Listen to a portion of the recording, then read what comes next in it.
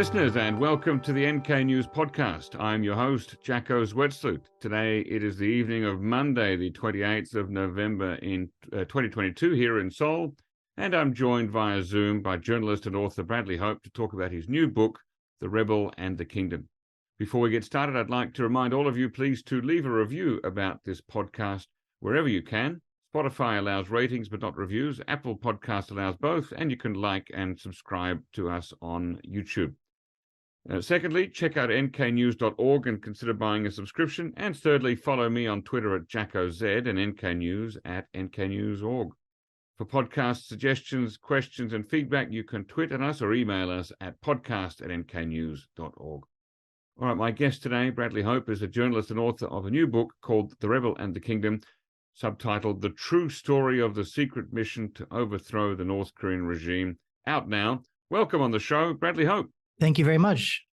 So if you would start by explaining the title, I assume that the kingdom is North Korea, but who's the rebel? It's Adrian Hong. Aha, okay. Adrian Hong, of course, the founder of a group that was once called Chollima Civil Defense, now called Free Joseon. Could you tell us a little bit about that? When was that founded and what is its mission? So Chollima Civil Defense was kind of created by Adrian Hong in bits and pieces over the years. You know, he was obviously a well-known human rights advocate related to North Korea.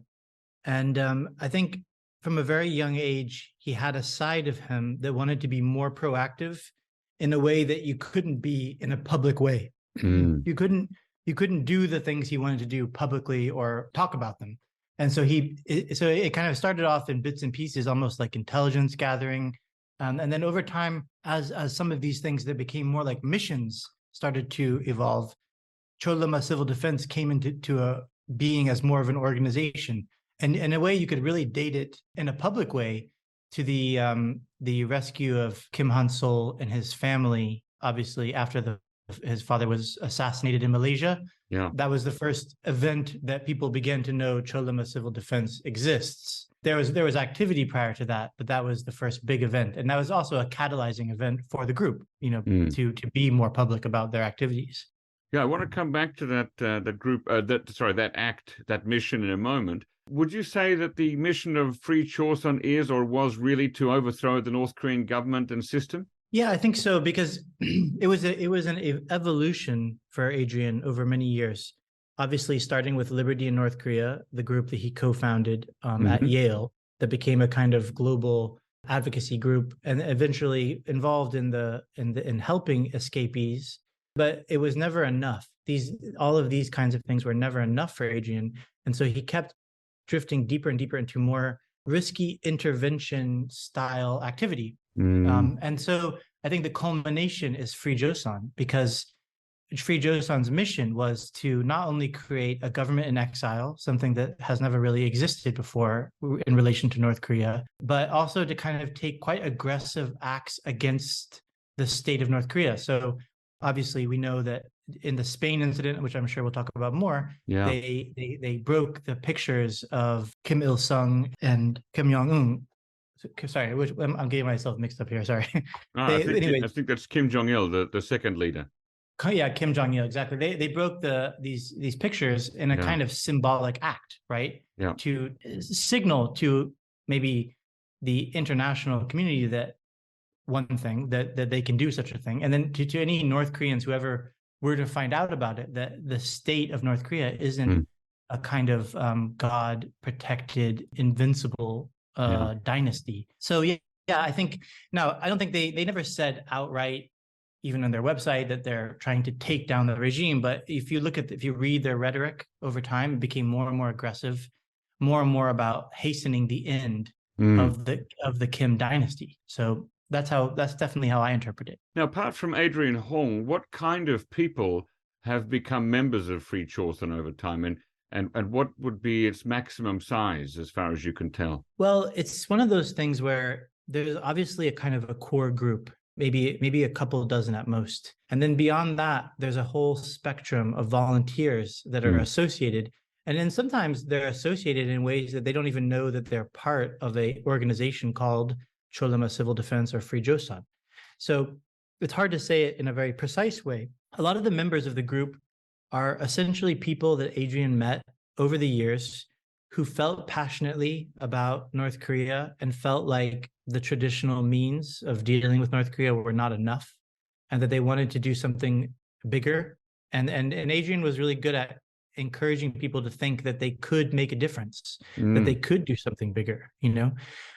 The makeup of the group is quite interesting. Obviously, in the book, I was careful not to identify anyone who hasn't been identified already, because there's a risk, obviously, a physical risk for those people. And it was just a decision that I made. But what I did learn in the course of my reporting is that the group, the people that were volunteers for this group, included different kind of subsets. One of them was escapees from North Korea, people who have an enormous burden of guilt about being the ones to get out while others didn't. And often survivor's guilt. Survivor's guilt. And even worse with North Korea is that survivor's guilt is also almost like a victimization guilt, because they know that people they loved may have actually suffered worse because of their escape. It's not just that they got out, it's that their family members may have been hurt or imprisoned or found their social standing diminished considerably. Another group is the same sort of people that became interested in liberty in North Korea, Link. People that were Korean Americans or, you know, Korean descendants in different countries in the world who felt a great kinship to this cause. And but for the most part, what I found really amazing is a lot of these people had very normal jobs. You know, they weren't like former spies or something. They were more like bankers and accountants and teachers and things like that. And so this was almost like an unbelievable extracurricular activity for them. And I really attribute it to Adrian that he was able to persuade people that this was not only a good idea, but also that they could make a difference, even though they didn't have resources, you know, on any significant level, or expertise beyond, you know, just the willingness to do something different. Did you find any members of Free Joseon to not have ethnic Korean heritage? Yes, there was certainly some people in the group that are not of Korean heritage. There are people that at some point or another became deeply enmeshed in the plight of North Koreans, primarily. You know, so there are people who were activists or maybe even just one-time volunteers, or they could even just be people that were mesmerized by Adrian Hong. And he had that ability with people. Sort of a charisma, a magnetism? Yes, a magnetism, the magnetism of a kind of civil rights leader, you know, and it's completely fair for anyone to have conflicted feelings about the way he approached things. But anybody who ever met Adrian would have felt a few things. They would have felt his utter confidence in the cause of the good to overcome whatever obstacles were in its way. And also an unfailing belief that it's the human rights of the people of North Korea trumped everything else. So, you know, it's a contrarian take. You only might find that in actually kind of the religious community, of this idea that all of this discussion of nuclear weapons is distracting from the only thing that really matters. It's human rights violations on a massive scale over a long period of time.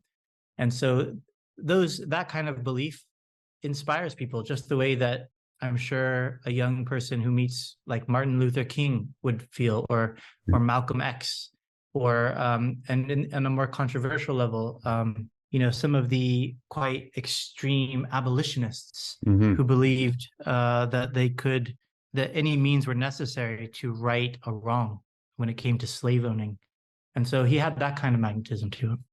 Now, Chollima Civil Defense, or Free Joseon, is known chiefly for two acts or two missions, which you've already mentioned. The first is in March 2017, getting Kim Han-sol, son of the assassinated older brother of Kim Jong-un, that's Kim Jong-nam, out of Macau and onto the Netherlands and thence to parts unknown. And the second act or mission is the raid on the Madrid embassy almost 2 years later in February 2019. Let's start with the first one, with the Kim Han-sol escape. In early that year, there's a man named Christopher An who was called by Adrian Hong when he was on vacation in Manila. And these two men got together and smuggled Kim Han-sol out of Macau via Taipei onto a third country. How much time did they spend preparing that mission? Well, it's actually a little bit different than that. What happened was, like I said before, Adrian has been cultivating almost like a network his entire life.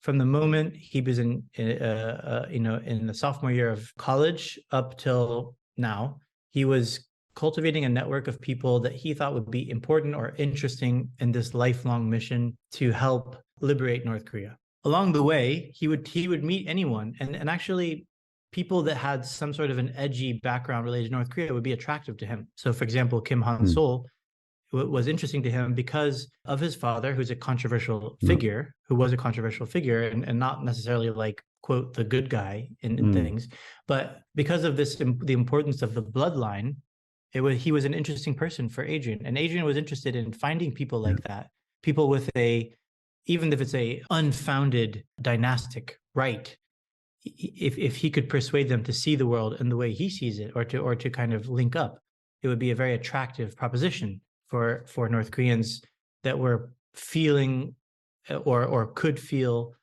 motivated to rise up against the North Korean regime. And so this network of Adrian's was always coming into effect and always triggering. And even to some extent, I was part of Adrian's network in that I met him in 2011 and we stayed in touch, and we talked about many things in the world that were happening. And I would ask his advice about things to do with North Korea just to see if there was something that I could cover, some kind of an interesting journalistic angle. So when there was the assassination of Kim Jong-nam, in the phone book of Kim Han-sol is not that many people, right? He's lived a kind of careful, secretive life because of who his father is, because of the risks they faced. And then there was no real plan, it seems, for if the father suddenly disappears or is killed. So the first person he called, or among the first people he called, was Adrian, saying, Adrian, I'm thinking about what to do. And my understanding is that Adrian said, I think you should get out of there. You're not safe. And at first Kim Han-sol said, no, I think we're okay here in Macau. We're going to be okay. Then a matter of hours later, he called Adrian back and said, you know what? I think I agree with you. We're not safe in Macau anymore.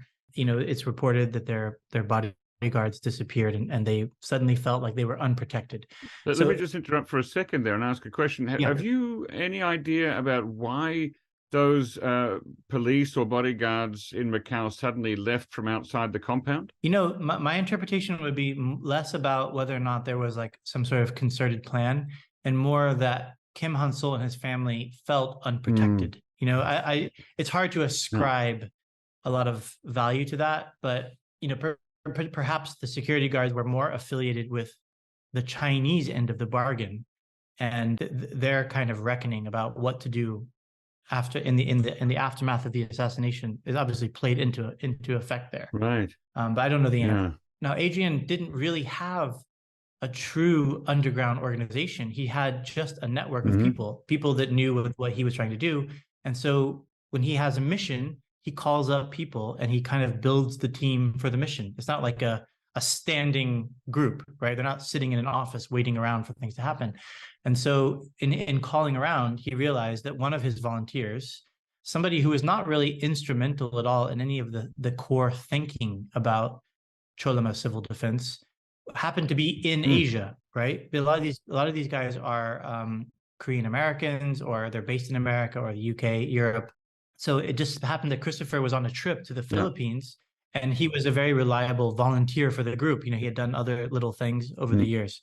And so Adrian said to him, look, can you get this family to Taipei, go there, be with them, and then get all of them to another country that we're still figuring out, that will accept them as asylum seekers, as people that are at risk of political persecution.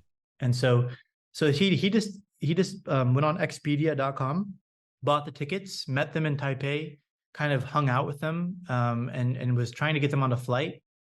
The CIA showed up and said, what are you guys doing? Do you have any idea, what the risks are? And they still tried to get them on a flight to the Netherlands, but the CIA guys went with them. And then on the other side, the Kim Han-sol, his mother and his sister, disappeared. And it's believed that they were brought to the United States instead of the Netherlands. Let me break in for a second there. How do you think the CIA knew they were there at the airport in Taipei? Well, that day, the day before, they had tried to fly. and the airport security looked at their passports and refused to allow them on the plane. So they went back into the airport and just sort of were living in this lounge. But clearly, whatever happened there, it triggered an information diffusion that led to potentially the CIA being notified. Yeah. But I'm sure the CIA has many ways of knowing things, beyond that as well. And why were they rejected from that earlier flight? Was that because of their citizenship or their names? I mean, they can't be the only people traveling on DPRK passports flying out of Taipei. Well, I think for sure from the story of Christopher, who explained to me in detail what happened, it was the passports that made them stop them. I don't think there's a lot of people flying from Taipei to the Netherlands. I don't think that's going to be a common thing. I would even say there's not many North Koreans traveling on commercial airlines, period. It's not a super common thing to happen. So even that by itself is enough of it could be an issue. And also, do North Koreans need a visa to arrive in the Netherlands? I'm not sure, but it could be a number of reasons. But I don't think it was the name. I don't think it instantly triggered a recognition. And we've already mentioned the Netherlands there. So in the video that surfaced with a very short video showing Kim Han-sol explaining that he was safe, that on the webpage of Cholima Civil Defense, the Netherlands and the then Netherlands ambassador to both South Korea and North Korea were specifically thanked. What was the Netherlands' role in that rescue mission? Well, they've never commented publicly about it, but my understanding is that using Adrian's long-running connections to people across Europe and the United States who would be involved in facilitating asylum seeking from North Koreans, he was able to get the agreement of the Netherlands to accept Kim Han-sol, his mother and his sister, as asylum seekers in the Netherlands. And sorry, somebody dropped something. And so I think essentially they just agreed to accept them, and that was what the thanking was about. It was thanking them for agreeing to accept them, even though they diverted paths before they became asylum seekers in the Netherlands. Now, as far as you can tell, was this diversion, this being whisked away at Schiphol Airport in Amsterdam, not through customs and visa and immigration, but onto a third place? As far as you can tell, was that done in accordance with the wishes of Kim Han-sol and his family? Yes, I don't have any reason to believe that they were forcibly diverted. My guess would be, and this truly is a guess because this is something that I just couldn't know the answer to. My guess is in the process of traveling from Taipei to the US, to the Netherlands, the CIA officers persuaded them that they would only be safe in America, and also persuaded them that in America they could live a life that they might want to live. Kim Han-sol was quite a westernized young man, and had lived in Paris and in Eastern Europe as well. And I think it just something about it appealed to them as a safer option. If they were at risk of assassination, they felt safer in the United States than they did in the Netherlands. Do you believe that they're in the United States now? Yes, I do believe that. He hasn't spoken publicly or made a video since that short one made at the airport in Taipei, has he? No, he hasn't, and I can see why. He has really no need to say anything, unless someday he decides to contest the dynasty in North Korea, which I don't necessarily see that as even a likely scenario. And also from the US point of view, it's good that he's safe, but they also don't really want to use him or acknowledge he's there because it's just one more thing that could cause an escalation in the relationship, with North Korea. What do you make of that video? Why was it made, and what purpose did it serve? Well, Christopher told me that he made the video after consulting with Christopher told me that he made the video after consulting with Adrian, because they wanted to have a kind of insurance policy that there was nothing nefarious going on their side, that they were truly volunteers. So if you recall, the original video that went up didn't mention Adrian's name. It just said it was blacked out, and it was dubbed out at the parts where it gave any kind of unique identifier to the group. So I think it was kind of an insurance policy, and also, to some extent, things they were doing were kind of on the fly. It turned out to be a good idea too, just from a kind of promotional standpoint, because on screens across the world, on CNN and stuff, this video showed up, and it put them on the map. But I don't even think it was actually a super thought through decision. It was more of like, okay, we might need this later on, kind of thing. Okay, let's move on to the what I like to call the Madrid caper. How important is or was the Madrid embassy to the North Korean government? Well, if you talk to kind of people from the law enforcement community, intelligence community, it was considered a very important embassy, a kind of a hub in Europe for revenue generating activities, some of them being illegal activities, coordinating things like cigarette smuggling and other, other variety of things that the North Korean government sponsors abroad to bring in foreign currency. It also had, the former ambassador to the North Korean embassy in Spain was heavily involved with the Donald Trump discussions and negotiations. Yep. So there was also that kind of a history, in terms of what might be in the embassy, in terms of intelligence from that period of time. And it was one of the bigger embassies in Europe. So I think it was an important one. It's not like North Korea has a lot of embassies internationally. So this one was important. And also, obviously, there was that guy, what's the guy's name? I'm forgetting his name. The Spanish Alejandro Caudebenos de Lesi Perez, head of the Korea Friendship Association. Yes, exactly. And who was famously outed in that amazing documentary, The Mole. Yeah. So clearly this was a place where they had connections, they had pathways that were interesting and important to them. Their actual relationship with the state of Spain, I don't think was critical. It was more being able to operate in a relatively unencumbered, unharassed way in Europe. I think this was one of the embassies where they could do a lot. Now, as I understand, the Madrid mission was precipitated by the fact that the then commercial attaché, Soyun Sok, wanted to defect. As a result of your investigations, can you say that that's actually the case? Did he want to defect? Yes, for sure. That was the precipitating act. And there was a previous trip to Spain by the group with Adrian as well, which we detailed in the book as well. Now the part that gets complicated, the reason that this mission perhaps went as awry as it did, it all starts with communication. This indication from the commercial attaché that he wants to defect with his wife and his son, but also he explained he believed he could take the whole embassy as well. That he believed that it was possible that the whole embassy would together agree to defect. You say it was a large embassy. Do we know how many people were there at the time? It was under 10, but including some family members. But it was, it was enough of it would have been a major symbolic event. Perhaps the most important symbolic event in opposition to North Korea in memory, So it was a very appealing prize. And at the same time, though, there was a kind of insurance plan, because in the very least, so even though the attaché was explaining his confidence and his belief that that's what they wanted to do and that the whole embassy would defect, there was also from the Cholima civil defense side a kind of insurance policy that in the very least the commercial attaché, his wife and son were going to defect. That much they knew for sure because it had been directly communicated to them. And so that's why they hatched this plan to give it a kind of to create an illusion of a kidnapping.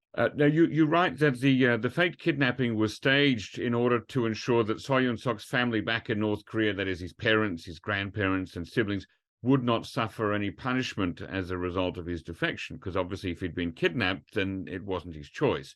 Now, ultimately, we know that he did not defect, but chose to stay. And we'll get to why he made that fateful decision in a moment. But have you found anything to suggest that So and his family have been punished as a result? As far as I can tell so far, the North Korean government is confused about what happened in Spain.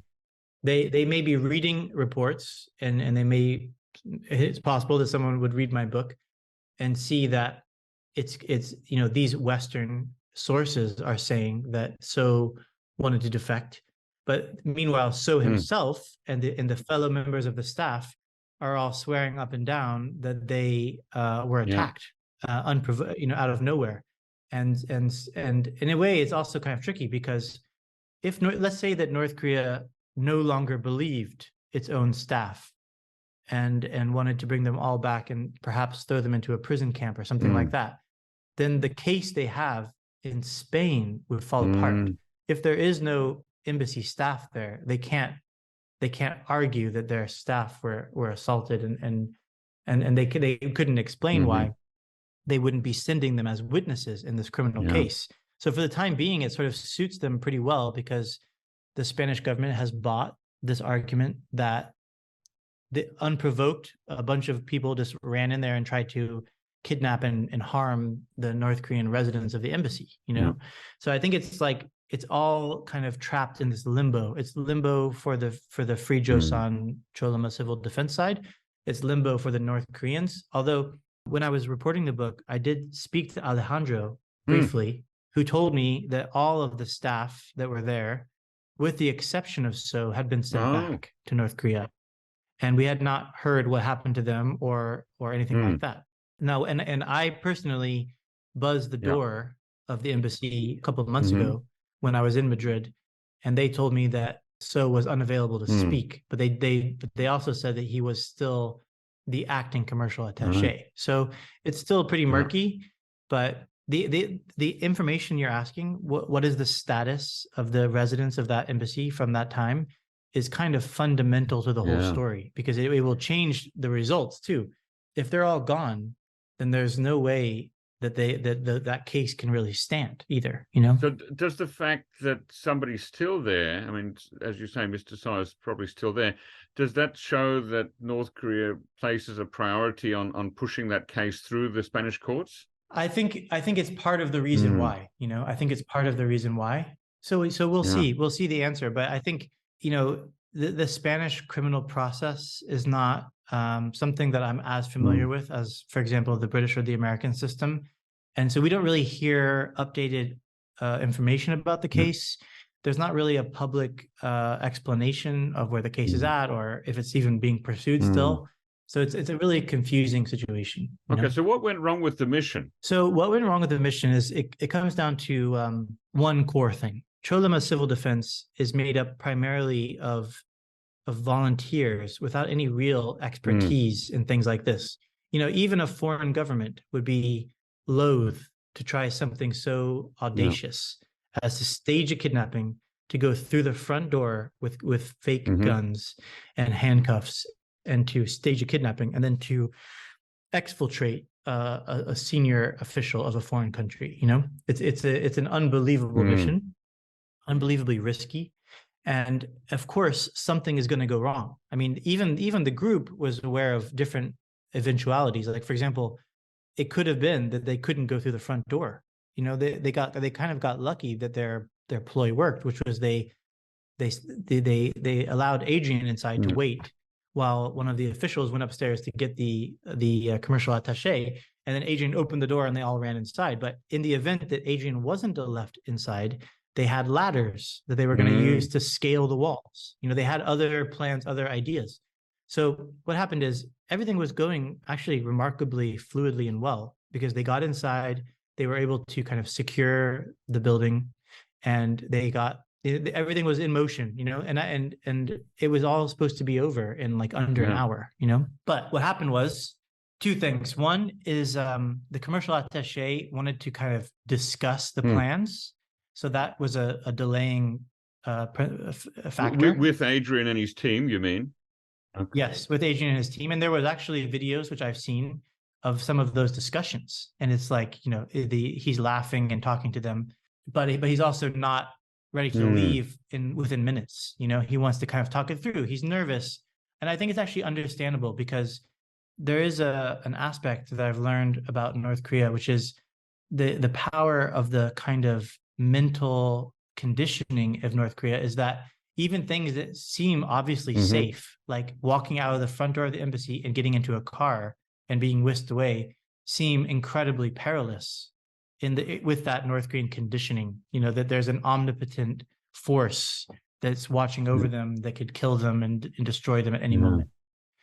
So the other thing that happened was, clearly, the thing that the commercial attaché had told the group about the whole embassy defecting had not been communicated 100%, and in the very least, even if it's been communicated beyond himself, is not even clear. But one of the wives of one of the other officials completely panicked when she heard South Korean accented men coming into the building, you know, a lot of loud noises as they rushed in, securing the place. And she really panicked, and she thought her life was over within minutes, and that maybe everyone else in the embassy had already been killed. So I'll just go back a second. So this woman that was the wife of one of the officials completely panicked. She heard that this accent. She actually later told investigators that she thought many people had already been killed. She had assumed that it was all killing going on. So she jumped off of a balcony. She injured herself in the process, and she was bleeding quite profusely from the head. And she also had a injured hip that she later had to get surgery for. It's not entirely clear if it was a fracture or something else. Anyways, in this state, she crawled to a hidden door that only embassy staff really knew about. There was an exit, and I went and saw all this myself. It's a very well concealed exit. So this is a door that leads to outside the wall of the compound in which the embassy sits. Okay. So it's an external. It leads to a kind of dirt alleyway that's very narrow in between the building and the next building, and it's something that you would never have really known about unless you were really carefully watching. So she crawled from there out into the street. You know, there was no one watching the street from this group, and she hailed a passerby. She was taken to a nearby clinic.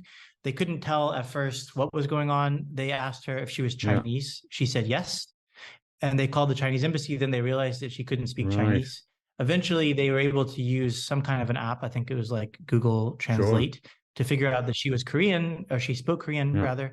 And at first, she told them crazy things, and they thought she had gone insane. She said to them that people were eating her compatriots inside the embassy, and that just really again speaks to the conditioning, because only somebody whose mind is truly conditioned to believe the most outrageous things about your enemies would think that that would be what they would do. They would enter your embassy, kill you, and eat you. You know, so this was about this is where problem 2 collided with problem 1. Problem 1 was the delay caused by the attaché. Problem 2 was one person went missing and nobody even knew she was missing.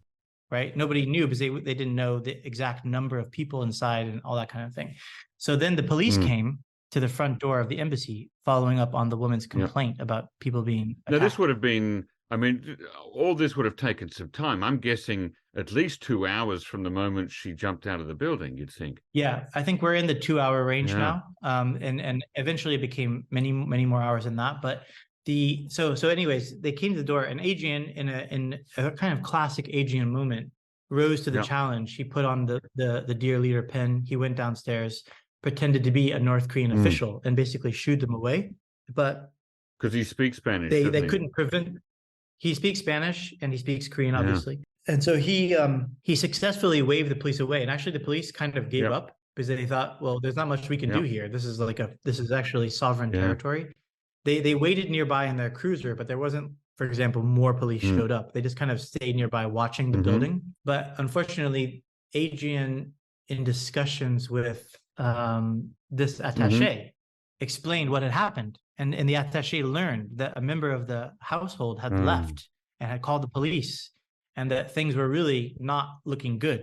And he was already nervous enough about this whole mission because of that conditioning that he essentially was starting to waver. And over the following couple of hours, other things happened. For example, the phone started ringing nonstop, just like a never-ending ringing of the phone.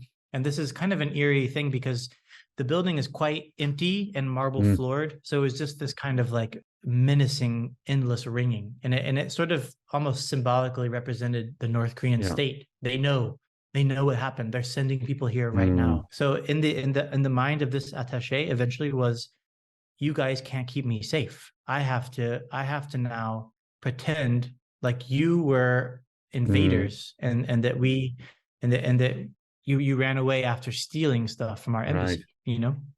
And so at that point, Adrian and the whole group, they take the embassy cars, and they all leave.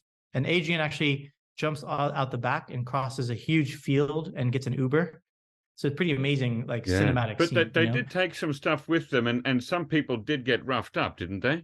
Well, so the roughing up part is something that happened after they left. Yes. So think about it as well. If you're the attaché, you're the staff, and you're not roughed up, and you're telling your bosses from Pyongyang that you were invaded, you better have some marks to prove that you fought back, right? So, like, for example, just think about this. The attaché himself told police he was roughed up, right?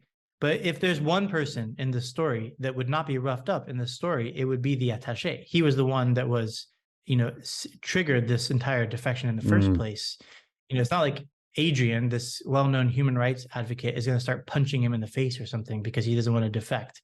It's obviously, this was like not initiated by Free Joseon or Cholima Civil Defense. It was initiated by him. Anyways, this group later on, and there's no actual evidence of injuries. There's just some reports of it. They reported it. There's not like, as far as I can tell, and I've checked quite extensively, there's no photographs of injuries and things like that. The only evidence left is all these weapons, right? Which is imitation pistols that you could buy from a place that sells movie props, and then some handcuffs, and there were some knives, which are true weapons. Yeah, and then they did clean out the kind of intelligence assets of that embassy. So they took all the computer hard drives, USB sticks. They thought they took all the tapes from the cameras. In fact, there was a backup tape that they didn't know about, that they didn't capture, which is why we have footage of them out front of the embassy entering. That was because the backup camera was still active. And that's been released to the public, has it? Yeah, that came about because the Spanish leader filed an extradition request in the US, where court records are very public. Right. And in their extradition request, they included all the stills from the camera. Now, North Korea called this a, quote, grave terrorist attack. But Adrian Hong said that it is, quote, no longer trespassing if you're invited. Now, even assuming that Hong and An were right in saying that it was a fake kidnapping to help a North Korean diplomat defect from the embassy, it was a breach of everything that embassies are supposed to be. Did they reject the idea that a DPRK embassy is a legitimate embassy because they don't agree with the government? I think that seems clear to me. I mean, I think it's a perfect example of the kind of conundrum that Adrian has always presented to anyone who deals with him or talks to him. If you say to him, well, there are certain rules about embassies and, this is supposed to be sacred ground for diplomacy. Right. I think he would have a very strong counterpoint, which is, this is not a country where rule of law is flourishing. This is not a country that uses diplomacy in the way that you're describing. This isn't like the US invading the British embassy or something like that. It's very different. So I think that he would just argue that the cause that they were pursuing is justifies these things. And I think that's what's very controversial about Adrian. I think many people, including in the kind of North Korean human rights community, will be torn in two directions, or maybe they'll just outright disagree with Adrian's point of view. But that's kind of, he's kind of a thorn in the side. He's kind of like the conscience of the community that watches these issues, because he's saying, look, you can't tell me that people need to suffer decades more under this regime because of rules around embassy protocol, And so it's hard one to deal with. Now, Christopher An, as far as I'm aware, is the only one who's actually in danger of being extradited to Spain. What's the current state of his proceedings? Well, so just to be clear, multiple people were sought under an extradition request. Adrian and another one called Sam disappeared, and they're currently fugitives, and they're disappeared. They just completely disappeared. So you have no idea where they are? No, I don't have any idea where they are. And if I did, I probably wouldn't say either. But sure, just because it's not my place to cause him to, turn himself in or get arrested or whatever. But and then Christopher was the only one arrested. There was many others were sought in South Korea under an extradition request. So Spain requested information and also the presence of several South Koreans who were part of the mission, and the South Korean government declined to provide any information really, and declined to present them as as potential criminal suspects. So Christopher got extremely unlucky because in some ways he was triply unlucky. On one level, he wasn't really part of the fundamental core of this group. He wasn't part of the decision-making or the strategy part of it. He was just a volunteer from time to time, as we saw with Kim Han-sol. And on this mission, he almost didn't come. He didn't really know what the mission was about. He just knew that there was a big mission in Spain. They'd like his help. And at first he said he couldn't do it. He was busy, in his personal life. But in the end, he decided to take an extra day off and come help. He learned only on the ground about what the mission was, and was told, listen, the entire embassy wants to defect.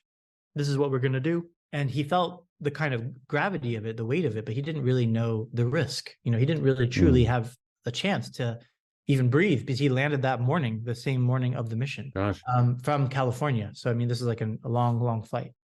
So later on, when Adrian and all the other Free Joseon members went back to the US, they actually, first thing they did was they reported what happened to the FBI because they wanted them to know that they wanted certain powerful people to know that it wasn't what it looked like. They sent a letter to the Spanish government within hours of the mission falling apart, and then they went to the FBI to explain as well. But it turned out to kind of bite them in the end because the U.S. government has an extradition treaty, a mutual legal assistance agreement with Spain, so that if there's a crime in Spain and the U.S. knows about it, they have to help them, no matter what their belief is, because it's about providing evidence. So, in fact, everything that Adrian did became evidence for Spain's case against Adrian. And even Christopher, the FBI wanted to meet them and debrief them on it, and he did so. He invited them into his house, and they were very friendly to him. Later on, they called and said, by the way, we have credible information that your lives are now at risk, that North Korea is interested in assassinating you. So he had no idea whatsoever that there was going to be like an extradition problem. They were more worried about assassination problem and about their personal safety. So Christopher went to Adrian's house to drop something off. When he opened the door, it was the U.S. Marshal Service. They put a gun to his head. Oh, and part of the reason why is that he was actually carrying a gun too. He had a license to carry a firearm as a completely legal license. But obviously, it probably increased the kind of intensity of the moment to see that he was armed as well. Anyways, they put a gun to his head. They arrested him, and he thought it was a misunderstanding that he'd be out that day. But in fact, it was just the beginning of a truly Kafkaesque legal predicament where Spain is trying to extradite him still. He had to stay in jail for a long period of time. He had to then stay in a true house arrest for another very long period of time. Only now is he able to kind of travel around with an ankle monitor and report in all the time to the authorities. And he's fighting extradition. The judge actually wrote this very fascinating ruling where she ruled that he was eligible to be extradited, but that she thought it was actually the wrong thing to do. And she appealed and said, I want a higher court to overrule my decision, because essentially her decision was about, was he legally eligible for extradition? And she ruled he was, but she thought that he shouldn't be actually extradited, So he's in a really bad situation, and there's really no solution. All he can do is fight the extradition all the way to the U.S. Supreme Court, which would take time. Like it could take 10 years even. Sure. And then on the other hand, he could go to Spain and face charges there, but really without any certainty of knowing how they would pursue the case. Because let's say that they decided that the existence of a knife in the embassy was enough to say that he had broken the law. Then he could be sent to prison for that. Maybe it doesn't matter if the embassy staff are all gone and they just make the decision based on that. That's the risk he faces. So he's in a very bad situation, and he actually hasn't been able to work properly ever since this happened. So he's really he's really struggling in a major way. Why did he choose to speak with you? Well, in journalism, it's often the other way around. It's how did I persuade him to speak to me? I think he has spoken to other people. He spoke to the New Yorker. He's given a few other interviews, but I think that I really put in the time to get to know him, to understand him, to listen to him. And I think that helped make him feel trusting to tell me as much as he did, all the details of this. And then that's the same that went for many people that are connected in some way to this case. I personally feel very emotionally touched by this case, because to me, I was objective in the book, and I included things in there that probably are inconvenient, even things that don't necessarily just 100% help this group, because I first and foremost is my allegiance to the audience, to the readers. That's who I report for. But in this case, I do feel a profound sorrow and pain to see what Christopher is going through, and to imagine what the family of Adrian Hong is going through. He has a wife and a small child that he hasn't seen for years, as far as I can tell. Did Adrian speak to you as well? I've spoken to Adrian many times, and throughout the reporting of this book, I spoke to many members of the group, but I can only really point to what the book says. Yeah. Now, I imagine you're familiar with the New Yorker piece by Suki Kim, published in November 2020, entitled "The Underground Movement Trying to Topple the North Korean Regime." She apparently spoke at length to Hong before writing that article. Did her article match up with what you discovered in your book? Yeah, I think so. I think I found that to be a very nice article. To me, what was revelatory about it was, at the time, that was the first time that Christopher had spoken. So the only thing in there that struck me as new was the Christopher story. He gave the first accounting of the Kim Han-sol case. The rest of it was what we kind of knew already. That this was an underground organization, that Adrian had founded it, that he started off with Link, all that kind of thing. One thing that confused me was that while her article says that 9 men followed Adrian Hong into the embassy, your book says only 5 men. How should I account for that discrepancy, or how should I make sense of that? There were a number of people on the mission. Not all of them went in the embassy, So there was people outside, there was people inside. And also in the timeline, it's pretty fascinating. They go inside, and then later on, another member who we identify as this North Korean escapee, Charles Rue, he entered the embassy later, as part of the plan, because his entry, again, you can see this in the Free Joseon YouTube channel. Yeah. They recorded him entering it as the first time he's returned to North Korean territory. They don't identify him; they blur his face. But it was later, public. He was publicly outed later on as having been the person that was on the mission. So it's a little bit of a confusing multi-hour affair. Yeah. Do you conclude now that, or have you concluded that Christopher An or Adrian Hong or the group in general had any support or guidance from US or other intelligence agencies? From all of my reporting, 100% no, because ultimately this kind of a group is the worst nightmare of a formal intelligence agency of a country. They're extremely risk-taking, high chance of failure and exposure, right? And also, if you think about it, at the time this was happening, the US government was doing the exact opposite thing. They were trying to reach a kind of, quote, historic peace arrangement between Donald Trump and Kim Jong-un, right? So there was no way that this would be a sanctioned mission. And even if the US government did want to support a group like this, I think they would probably just, in the end, not do it, because it's just too risky and there's too much blowback potential, And even the response of Spain, in fact, is in part because of the US CIA's history of activity in Europe. So, after 9/11, there was all these extraordinary renditions that basically threw caution to the wind and rule of law in those countries, just completely disrespected them. There was an impression in Spain, I was told by somebody close with some of these officials, that this was classic US cowboy behavior. They sent these guys in and things like that. But I 100% believe there's no formal government help for this group at all. In fact, the only thing that I think we would find if we were to have all the answers we could ever find is that we might find a kind of a quirky group of donors that were giving a relatively small amount of money to Adrian, not even necessarily knowing exactly what he was up to. I think just knowing that he was up to something.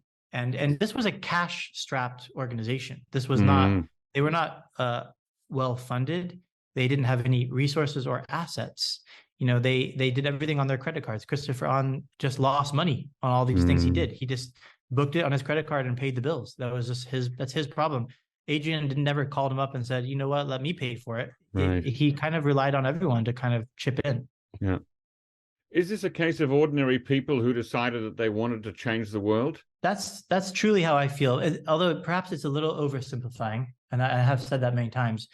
I think Adrian is pretty exceptional as a human being in that he had this unbelievable confidence and mission-driven aspect that you don't find every day in people. And he also had a charisma, a magnetism, an ability to lead and to persuade people that they could make a difference, even if they had even if there was no reason in the world that they should be able to make a difference. And even Christopher pointed this out to me, that one of the predecessors of Cholama Civil Defense was something called the Joseon Institute, which was basically making blueprints for what to do when the Kim dynasty fell, how to reform the education system and get the power grid back on. And he really empowered ordinary school teachers to think that they could contribute to a blueprint for the future of North Korea. And I think he had that amazing ability. Now, on the other hand, Adrian has no training, he never worked for a government agency and, went to spy school or anything like that. And most of the people in this group, even if they had a little bit of military experience or something like that, they were truly well-to-do for the most part, or from hardworking families. They got good grades, they went to universities, they got good jobs, and they had families, that kind of thing. This was not a group of radicals. This wasn't like an underground, like a Bader Meinhof gang. This wasn't the Weather Underground. This was actually more of a yuppie-led group. So I do think that there is something very inspiring about believing that even you can make a difference in the world by just doing it, by taking action. And so I think there is two sides to that point. Is Free Joseon still in existence and active, as far as you know? I know that Free Joseon still exists in a sense, but very clearly it all depended on Adrian. And Adrian has gone underground. And he is not someone, as far as I can tell, who's in constant communication with anyone on Earth. And so as a result, I think it's fairly paralyzed. It's kind of exists in a hibernating state. Yeah. And if Adrian were to reemerge, if the case was dropped against him, if things like that happened, there would be a new incarnation. I don't think it could no longer be the Underground Railroad it used to be, but it could be a more public-facing, almost a quite intense anti-Kim regime group. It could emerge as something like that, but it would be hard to imagine that they could continue, or they would continue doing kind of these high-risk Underground Railroad style things. At the beginning of the book, you posed the question, is Adrian Hong really doing things, or is he pretending? It sounds like you've concluded that he's really, at least until he went underground, he was really doing things. He wasn't pretending. He was for real. Yeah, well, that goes to my personal relationship. I met him in 2011 in a kind of random way during the Libyan civil war. I was a reporter there, and I would meet him many, many times over the years, and I was drawn to him just like anyone would be. And I was hoping that he would be a good source, that he might be able to help me write about things like sanction evasion for North Korea, things like that. But in fact, nothing ever came of our relationship. We just had this, we were drawn to each other, perhaps in some way, to talk to each other and discuss things and think big. But I was always wondering to myself, because he was never quite open with me about what he was up to, And so I wondered sometimes, especially in the early days, whether or not he was kind of a tourist. Why was he in Libya? Was he just a tourist, like a kind of a thrill seeker? And he also even struck me at the time as being kind of wealthy, which I later realized was, again, just what the confidence he was wearing, because he always wore a suit. He always looked very confident and unbothered by material things. But I think so from those early days till now I've realized through the process of learning and talking to everyone I could in the world about Adrian, that he was doing so much more than I ever imagined, and at so much greater risk to himself, and at so much greater deprivation. All of those moments when I thought he was like a well-to-do businessman, it was actually an illusion. He was spending every dime he made on this stuff. Wow. And probably to the disappointment of many people around him, that he was so absorbed, Yeah, I mean, look, people, of course, make choices for a number of reasons, but, I would think that in sort of a logical, purely rational what's the word, utilitarian world, that a person like Adrian would probably eschew things like having a wife and a child just to focus on that. It's interesting that he chose to try to have both, and now he as you say, he's not really communicating with anybody on a regular basis, so now he has neither. It's very sad for him. Yeah, I think you're right. I think it's a very sad story, and it's not over yet. There's not a lot of things to be hopeful about right now, because it's in this potentially years-long limbo state.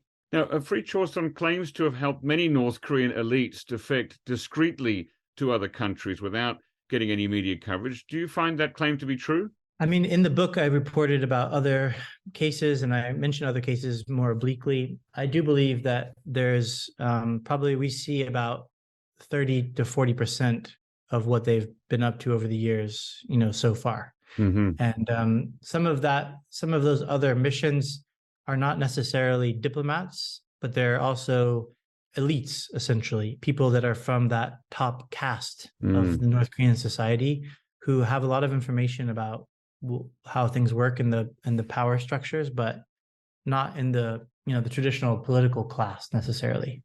Yeah. Now, Bradley, you've written this book in the style of a real page turner. It's quite a thriller. Do you see this as a film or a limited series on a streaming service? I do think that there is a good film to do about this case. Everything that happened in Spain was so cinematic, But I think also the other thing is I hope that someday there's a documentary version, because Sam, this member of the group, was filming during a lot of their work and had plans for his own documentary. And I just feel like there's potentially a really great documentary to be done too. Has it been optioned by anyone yet? No, it hasn't. Okay. Now, does writing it in that sort of a style mean that you have to sacrifice rigor and accuracy for narrative interest and excitement? No, I don't think so. I mean, this is my third book, and I've always used the same style. I think in a sense, if you want to write a book with a lot of detail and narrative propulsion, you actually have to do a lot more reporting than you do if you want to write a book about the topic.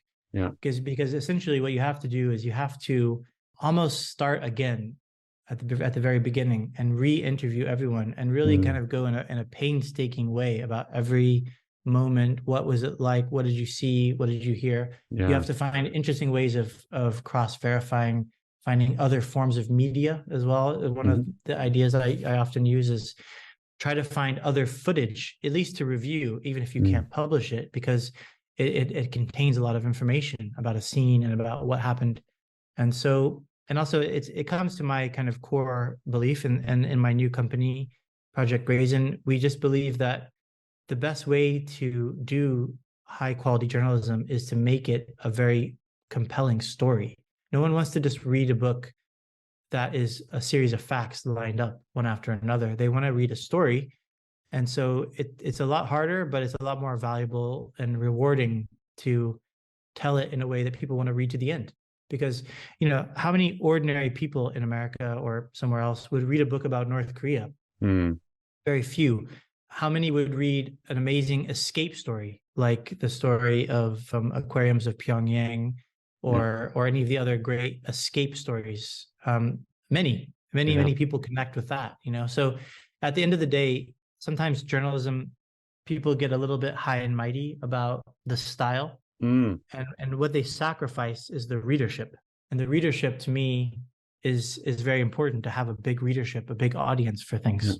Well, I want to thank you once again for coming on the show today, Bradley Hope. You've clearly done an incredible, painstaking amount of research to put this all together and made a very interesting book. I recommend listeners check it out. The Rebel and the Kingdom, the true story of the secret mission to overthrow the North Korean regime. You'll find that at all good bookstores, and you'll find Bradley Hope on Twitter at Bradley Hope. Also, Bradley, you've shared with me a podcast that you've put together with Project Brazen. Can we share that link in the show notes to this episode? Sure. My pleasure. Great. We'll put that in the show notes there. Yeah. So thank you once again for coming on the show, and good luck with sales of the book and with turning it into a film series or documentary. Thank you very much. I appreciate it. It's been a pleasure. Ladies and gentlemen, if you already have an NK News subscription, take a look at our NK Pro platform, which offers unparalleled services specifically catered to the needs of professionals who monitor developments on the Korean Peninsula. You can inquire about access and a free trial membership by writing an email to membership@nknews.org today.